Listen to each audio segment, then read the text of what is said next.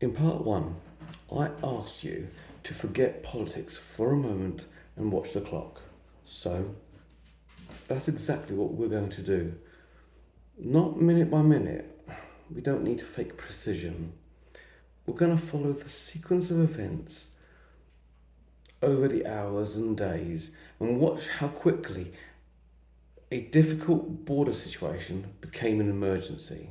And as we go, I'm going to mark what we actually know, what is reported, and what remains a question. Because the first question is really simple. It's very simple. Well, how quickly can this actually happen?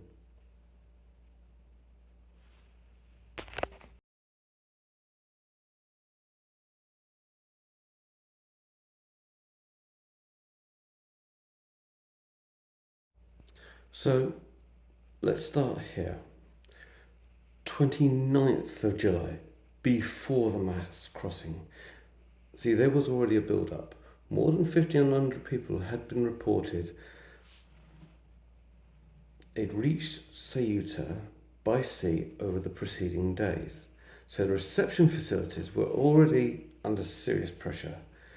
Hundreds were reportedly sleeping outside because there simply wasn't enough capacity. So let's put that on the clock.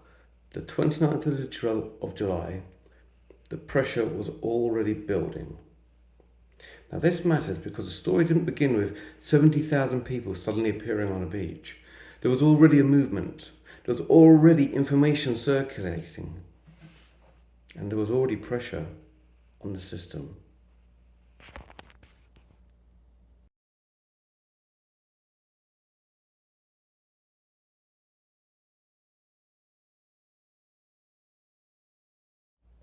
See, then we move to the 30th of July, and this is where the situation changes.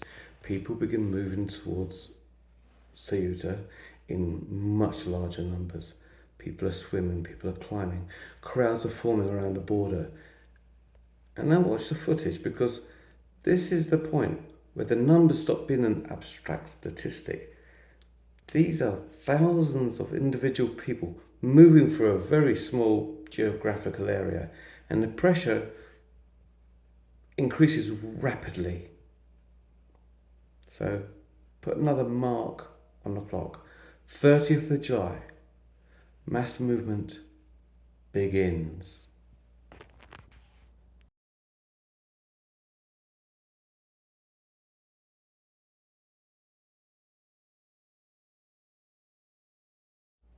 So as the movement grows, the response changes.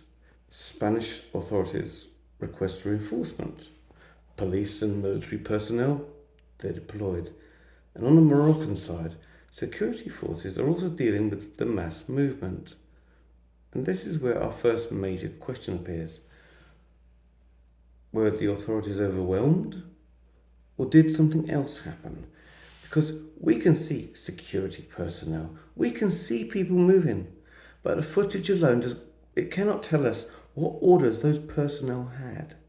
So again, what we see is fact. Why it happened, that is the investigation.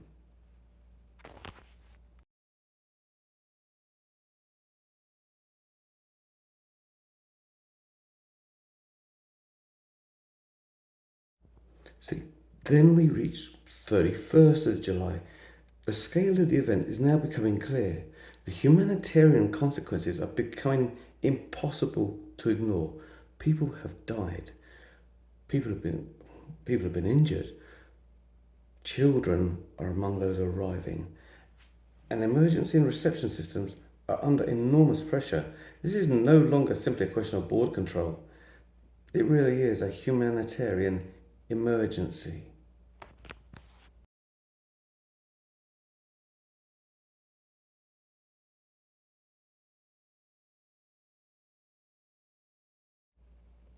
And then the clock moves again. Early August. The immediate movement starts giving way to the aftermath. Returns to Morocco accelerate. Arrests begin. Questions about the children become more serious. reports of sexual assaults emerge, and investigators are asking a much bigger question. Who organised this, if anybody did? Was this spontaneous?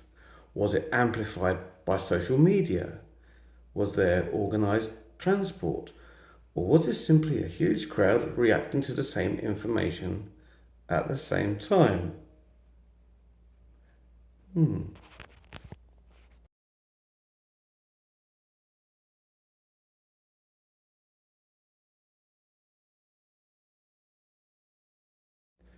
somewhere in all of this, the numbers became enormous.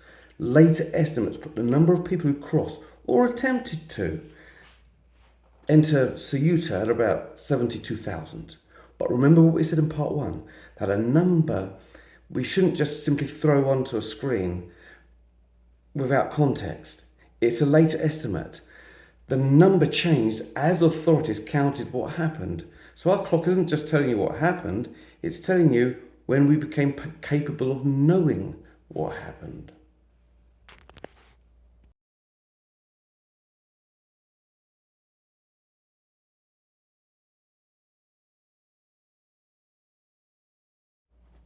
So, and now we look at whole clock. 29th of July, pressure. 30th of July, the mass movement. 30th of July, the security response. 31st of July, humanitarian emergency. Early August, aftermath, arrests, safeguarding concerns, and investigation. That's an extraordinary acceleration, or even it's an escalation in such a very short period of time. And we have to ask the uncomfortable question: what was happening before the clock started? Because if thousands of people were moving towards the same border, somebody knew something. Question is, who?